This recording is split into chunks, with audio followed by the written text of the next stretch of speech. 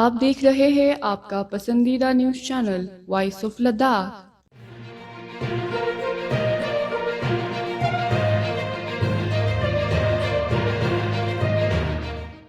मंच पर विराजमान आज के इस कार्यक्रम के मुख्य मेहमान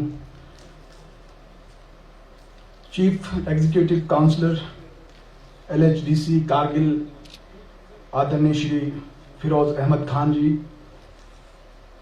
एग्जीक्यूटिव काउंसलर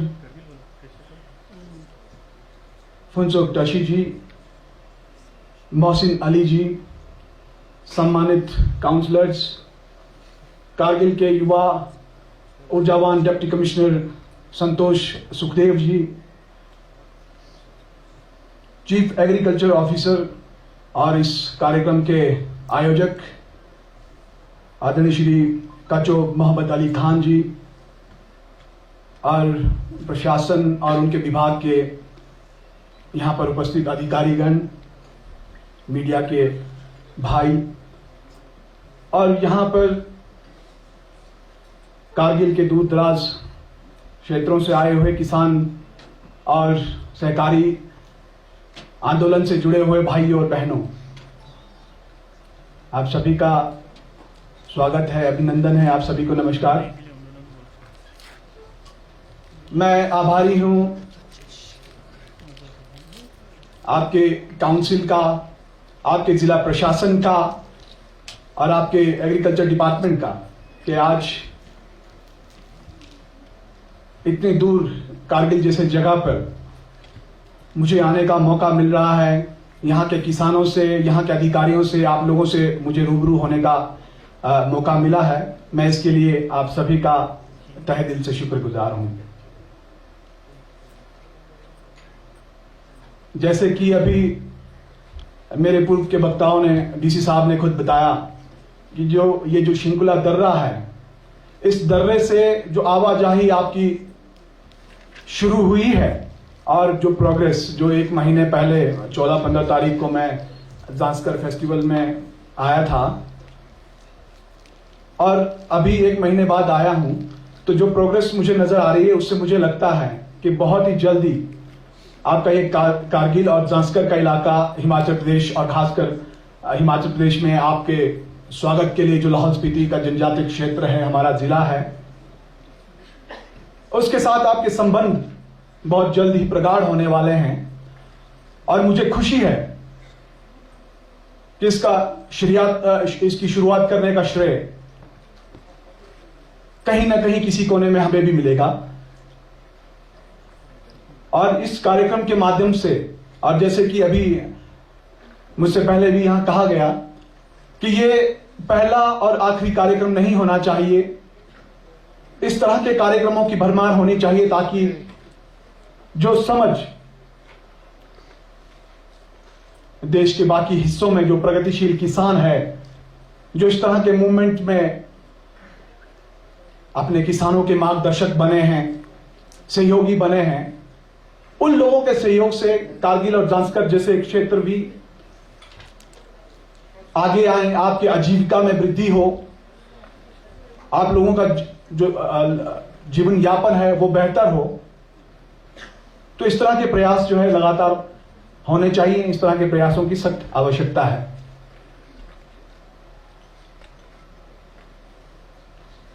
आप लाहौल स्पीति या हिमाचल प्रदेश के ट्राइबल इलाकों को कितना जानते हैं, मुझे इस बात की जानकारी नहीं है, लेकिन जैसे ही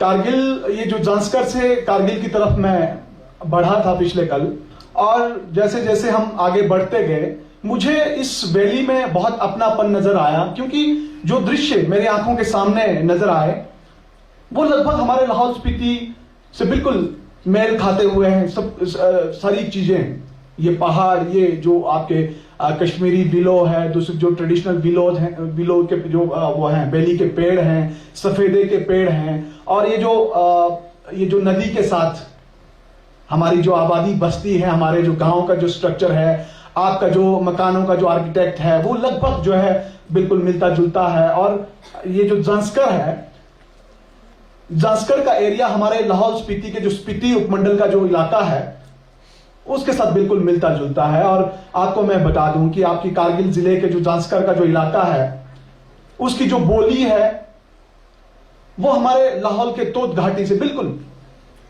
सेम टू सेम है। मतलब मुझे नहीं लगा कि कोई बहुत ज्यादा जो है इसमें कोई फर्क मुझे नजर नहीं आया। तो बहुत सारी सिमिलैरिटीज, बहुत सारी समानताएं हम लोगों में है।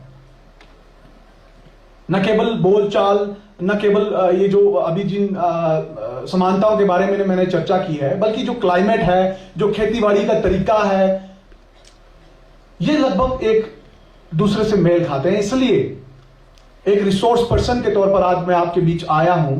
मुझे लगता है कि कुछ ना कुछ इस कार्यक्रम से और इसके बाद जो प्रयास आपके प्रशासन, आपके काउंसिल और आप लोगों के माध्यम से होंगे, उसका रिजल्ट कुछ ना कुछ जरूर निकलेगा। जैसे कि इन्होंने बताया कि मैं the Lahaul potato growers cooperative marketing come processing society को लीड करता हूं, इसलिए आज अपनी जो बातचीत हम करने जा रहे हैं, इसमें अपनी संस्था के बारे में मैं जरूर बताना चाहूंगा। शुरुआत में अपनी संस्था के बारे में बताने से शुरू करूंगा और उसके बाद हमारे लाहौल स्पीति के अंदर किस तरह की खेती होती है, क्या वहां के जो प्रोड्यूसेस हैं, क्या उत्पाद हैं, उनकी क्या विशेषता है, हम लोगों में क्या सिमिलरिटीज हैं, और अंत में उसको कंक्लूड करते हुए जो मेरी राय है, जो मेरी समझ जांस्कर और कारगिल के प्रति बनी है, उस पर भी मैं अपनी राय जरूर डालूंगा। The Lahaul potato growers cooperative society, जैसे कि डीसी साहब ने बताया कि कभी एशिया के दूसरे नंबर की कोऑपरेटिव सोसाइटी, जो कि अमूल का पहला नंबर है, उसके बाद के दूसरे नंबर की सोसाइटी का रुतबा यह संस्था रखती थी। और बड़ी खुशी की बात है कि हिमाचल प्रदेश का एक छोटा सा जनजातीय क्षेत्र, हालांकि क्षेत्रफल के हिसाब से लगभग 1/3 भाग लाहौल स्पीति जिले के अंदर हिमाचल प्रदेश का आता है, लेकिन आबादी में हम लोग बहुत कम हैं।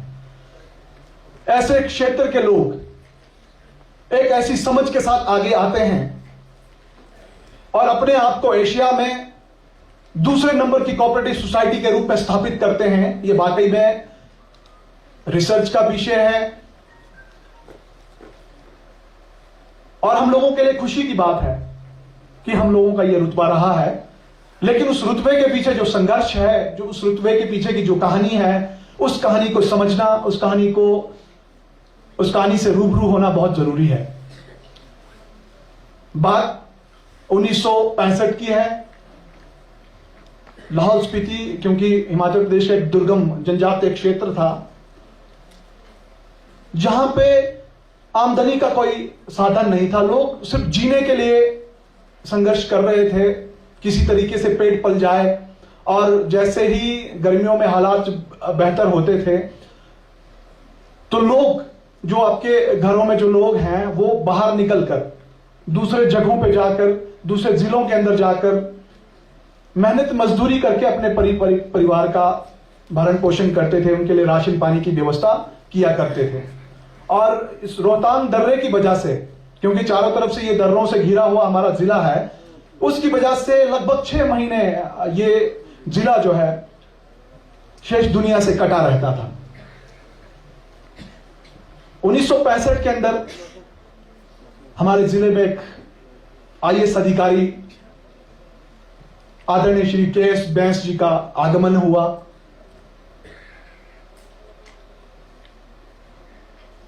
एक आईएएस अधिकारी, एक डिप्टी कमिश्नर किस तरह से अपनी कॉम्पिटेंसी, अपनी एफिशिएंसी और अपनी सूझबूझ के साथ लोगों के जीवन को बदल सकता है, उसका एक ताजा उदाहरण लाहौल स्पीति के अंदर 1965 के अंदर स्थापित हुआ था। के.एस. बैंस जी जब डिप्टी कमिश्नर लाहौल स्पीति के रूप में आए और उन्होंने जब वहां देखा कि किस तरह की गरीबी का आलम है, लोगों के आजीविका का कोई साधन नहीं है, तो एक चिंतन उन्होंने करना शुरू किया। और 1966 के अंदर उन्होंने ये जो मदर सीड है, सीड पोटैटो है, आलू का जो बीज है, उसको लाहौल घाटी के अंदर इंट्रोड्यूस करते हुए, लाहौल के किसानों को जागरूक करते हुए इसकी शुरुआत की। और जैसे ही उनका जो प्रयोग रहा वो सक्सेसफुल रहा, और उसके बाद, क्योंकि फसल उगाना एक बात है और उस तैयार उत्पाद को मार्केट तक पहुंचाना ये दूसरी बात है। पिछले कल आपके चीफ एग्रीकल्चर ऑफिसर से हमारी बातचीत हो रही थी। हम दो पहलुओं पे बात इसलिए कर रहे हैं, एक तो जो फार्मिंग का कॉन्सेप्ट है, जो खेतीबाड़ी का है, किसानी का कॉन्सेप्ट है, और दूसरा जो अभी मेरे आते ही डीसी साहब ने कहा कि यहां पे लिखा गया है कि पोटैटो कॉन्फ्रेंस है, लेकिन हम लोग जो है कोऑपरेटिव पे भी बात करेंगे। तो जिस संस्था को मैं रिप्रेजेंट करता हूं वो एक सहकारी सभा है, और सहकारी सभा से क्या काम किया जा सकता है, किस तरह से किया जा सकता है, इस पर भी हम प्रकाश डालेंगे। लेकिन जो हमारे जो संस्था की शुरुआत किस तरह से हुई उस पर मैं अभी बात रख रहा हूं। तो उन्होंने जब इस आलू की जो बीज आलू है उसको तैयार किया, तैयार करने के बाद अब उसको बेचने की बारी आई, तो वहां पे जो प्रगतिशील हमारे जो लोग थे उनके साथ उनका मंथन हुआ और एक रणनीति तैयार की गई। एक कोऑपरेटिव आंदोलन का एक सहारा लिया गया कि क्यों ना एक सहकारी सभा का गठन करके जो उत्पाद जिले के किसान तैयार करेंगे उस उत्पाद को बेचने की जिम्मेवारी उस सहकारी सभा को दी गई, जिसका नाम the Lahaul potato growers cooperative marketing come processing society रखा गया। और 1966 के अंदर इस संस्था की नींव रखी गई। धीरे धीरे ये जो लाहौल का जो बीज आलू है पूरे देश के मंडियों में इसने अपनी दस्तक दी, क्योंकि इतने हार्श कंडीशन में और एक अलग किस्म के क्लाइमेट में तैयार हुए प्रोडक्ट की जो कीपिंग क्वालिटी थी। कीपिंग क्वालिटी मतलब कि आसान शब्दों में ये कहें कि अगर कोई प्रोडक्ट है आपका, कोई सामान प्रोड्यूस है आपका, मुझे लगता है आपके कारगिल या ज़ांस्कर में भी कोई फसल आप तैयार करते हैं तो बहुत लंबे समय तक वो खराब नहीं होता है, वो ठीक रहता है, फ्रेश रहता है। उसकी कीपिंग क्वालिटी बहुत अच्छी थी और सबसे बड़ी खासियत ये रही कि वो स्वाद में पूरे देश भर में जो आलू तैयार होता था उससे बिल्कुल अलग था। ये आप लोगों के लिए ध्यान देने वाली बात है, क्योंकि मैं जिस क्लाइमेट की जो कंपैरिजन कर रहा था, जो मैंने तुलना की थी कि जिस क्लाइमेट के अंदर, जिस माहौल के अंदर आप रह रहे हैं, वैसे ही सिमिलर माहौल हमारे, जो वैसे ही सिमिलर कंडीशन, जो जलवायु है, जो आपकी जो टोपोग्राफी है, वो सब कुछ जो हमारे जिले से बिल्कुल मेल खाती है। इसलिए जो कीपिंग क्वालिटी है, जिस टेस्ट की मैं बात कर रहा हूं, जिस क्वालिटी की मैं बात कर रहा हूं, वो क्वालिटी यहां संभव है।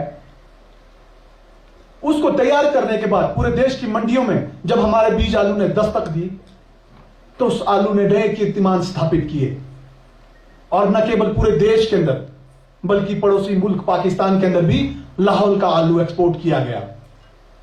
यह हमारे वहां के जनजातीय किसानों के लिए बहुत बड़ी उपलब्धि रही है।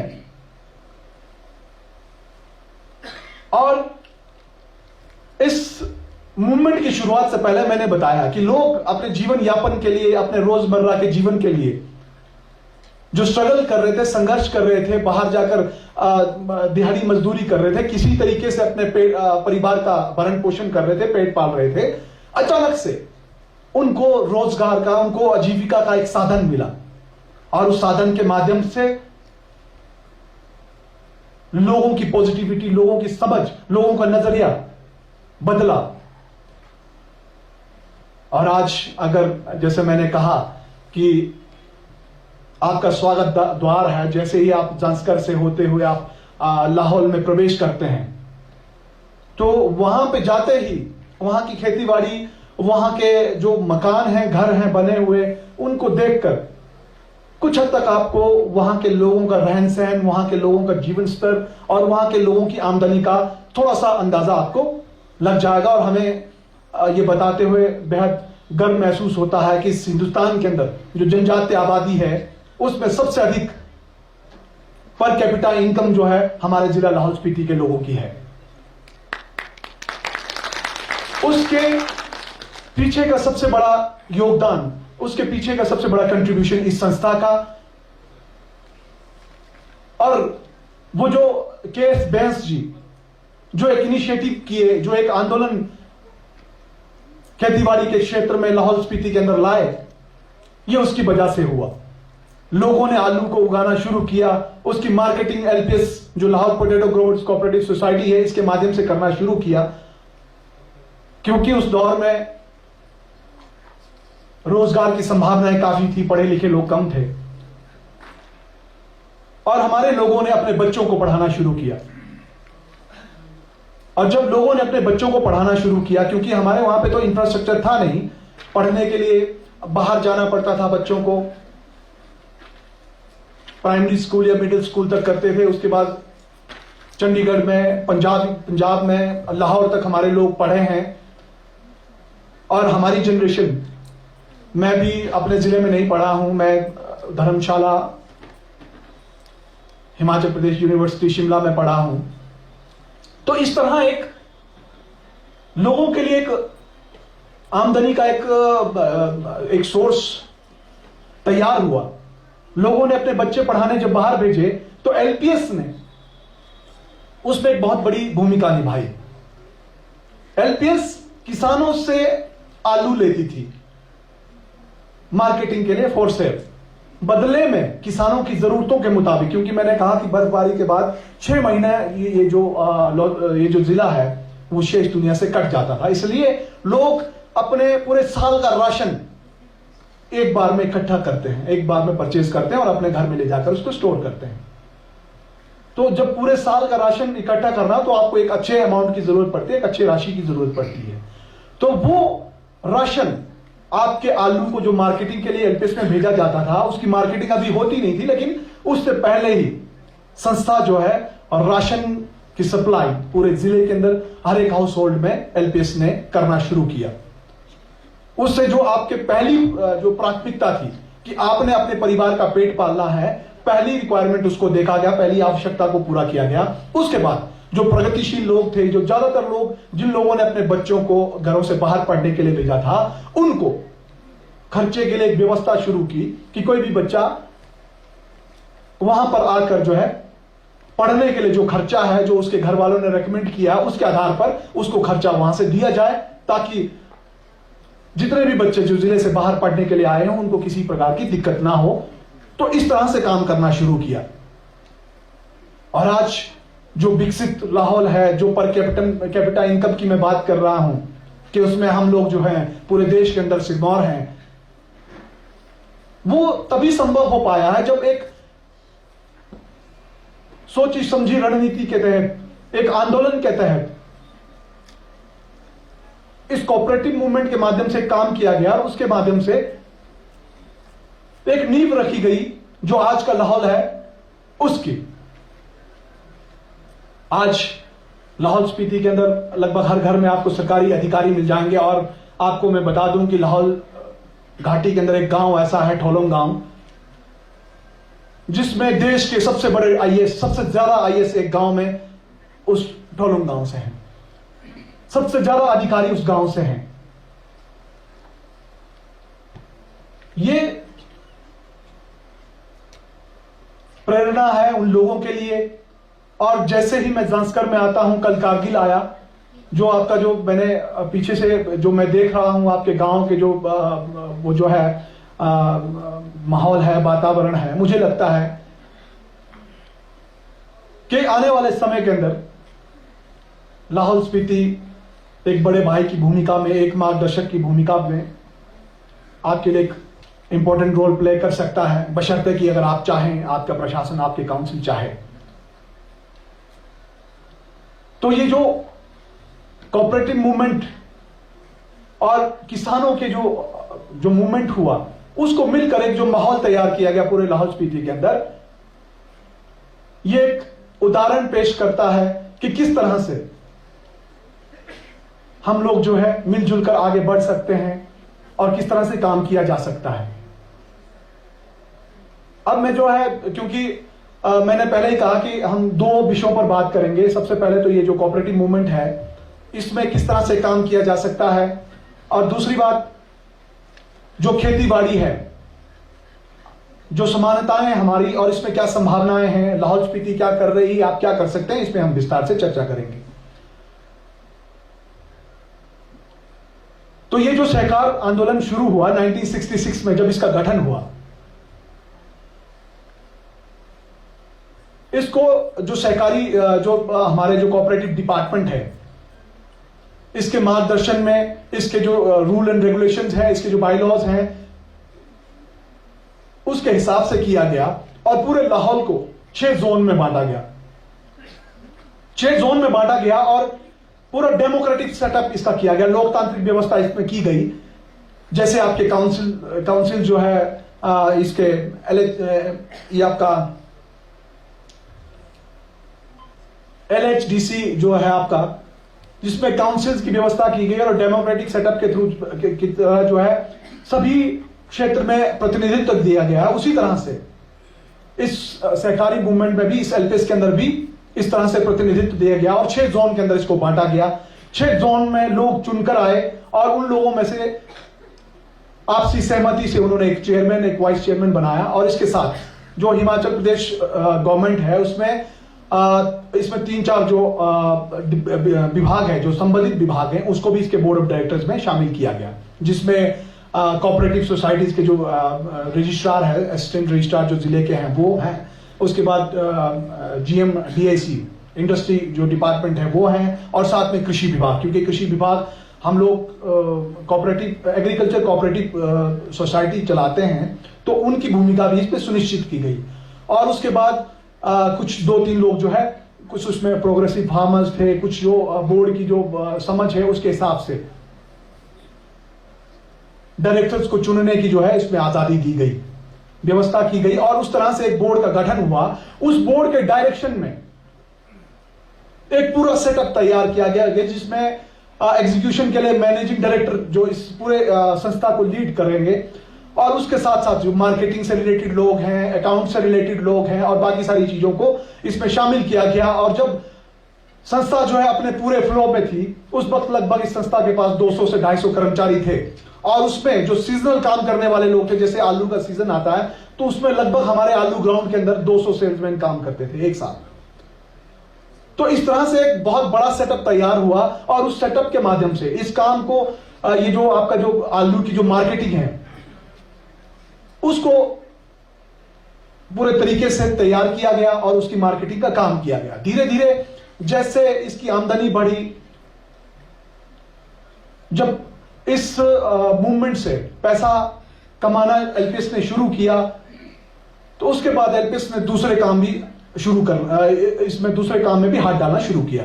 आज हमारे पास होटल इंडस्ट्री में हमारे कुछ होटल्स हैं, हमारे पास पूरे लाहौल आपके ले रूट और जांस्कर रूट में जो इकलौता पेट्रोल पंप तांदी के अंदर है वो हमारा पेट्रोल पंप है, जिससे हमें लगभग 70 लाख से 1 करोड़ रुपए की सालाना आमदनी होती है।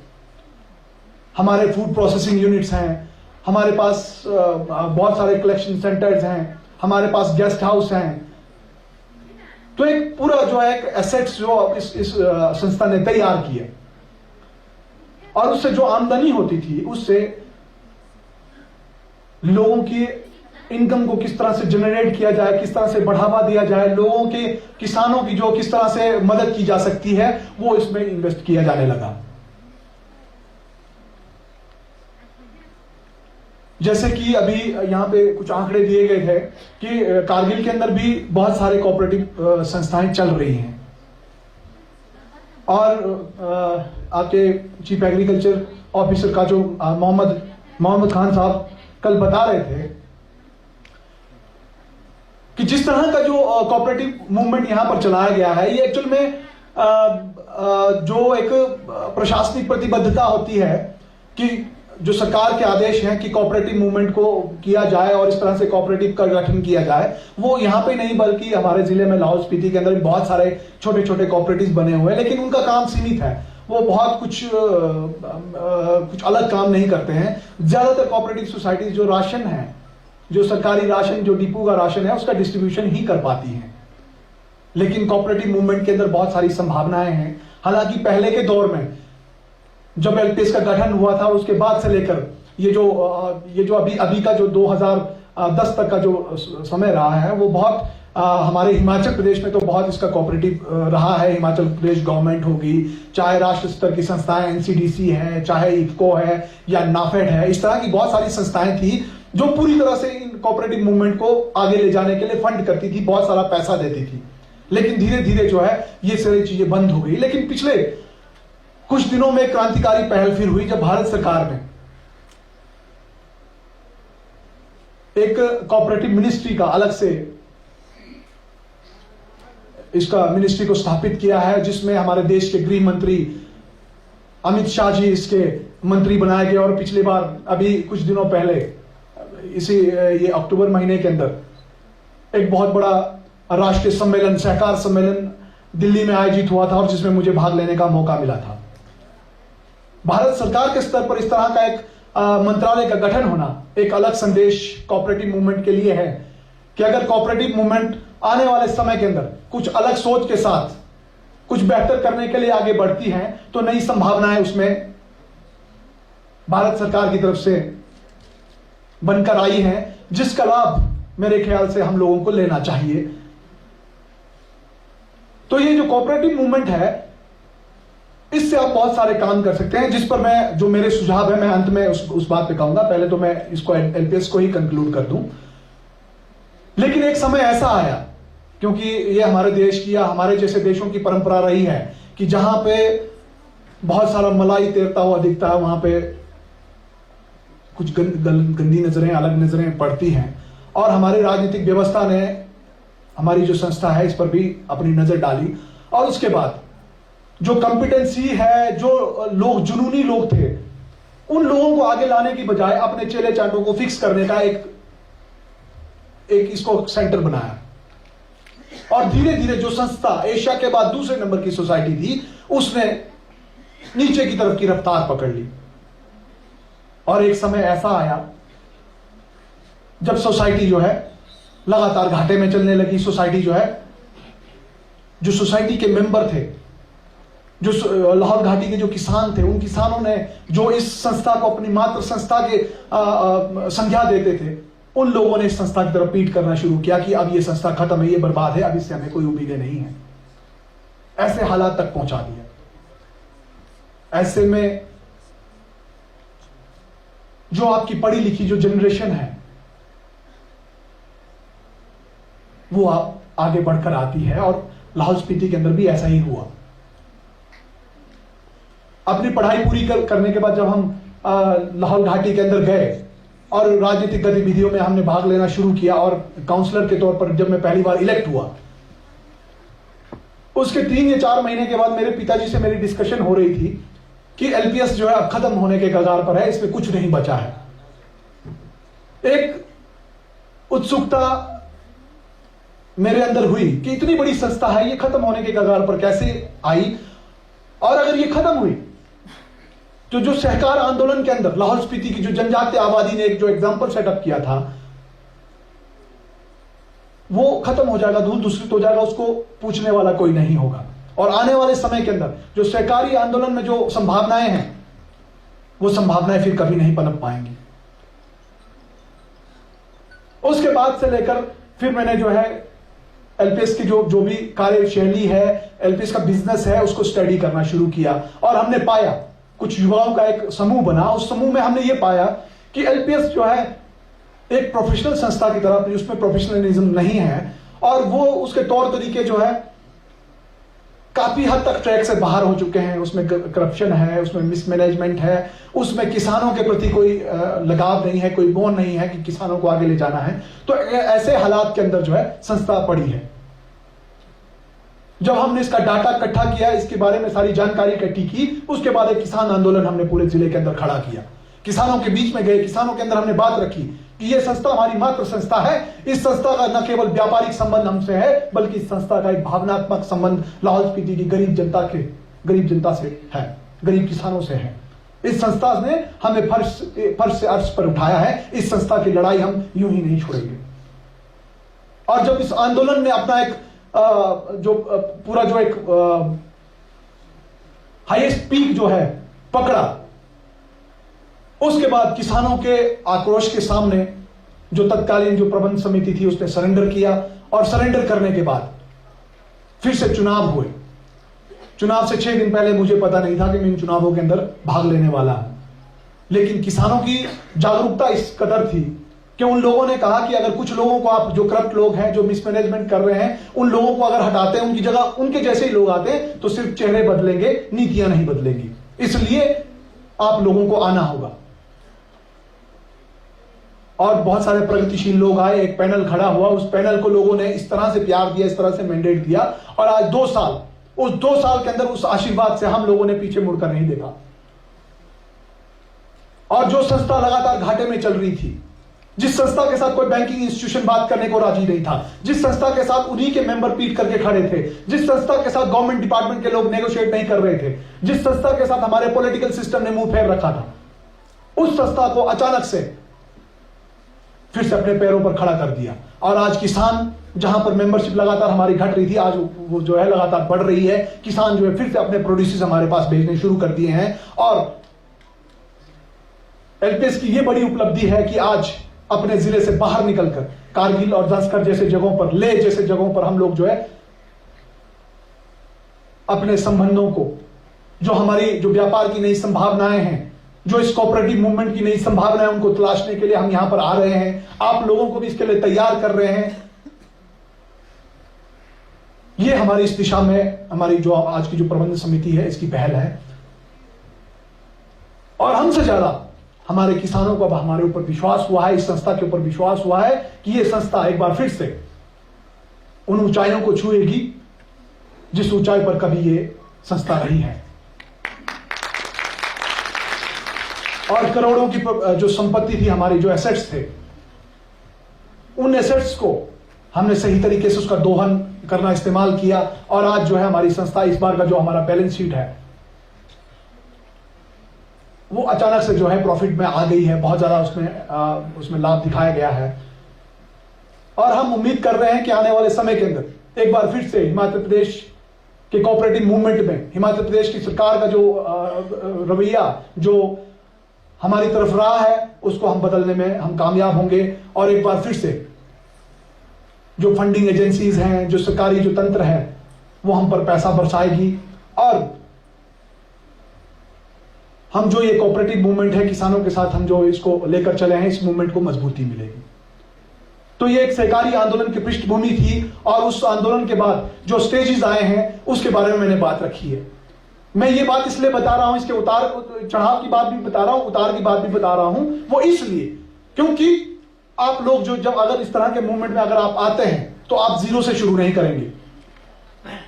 आप हमारी सफलताओं से सीखेंगे, और हमारी जो विफलताएं हैं उससे भी सबक लेते हुए आप अपने आप को इस तरह से शुरुआत से ही तैयार करेंगे कि हम इनके सफलताओं के साथ साथ चलेंगे। हम इनकी जो असफलताएं हैं उससे सबक लेते हुए पहले से हम इन चीजों से किनारा करेंगे।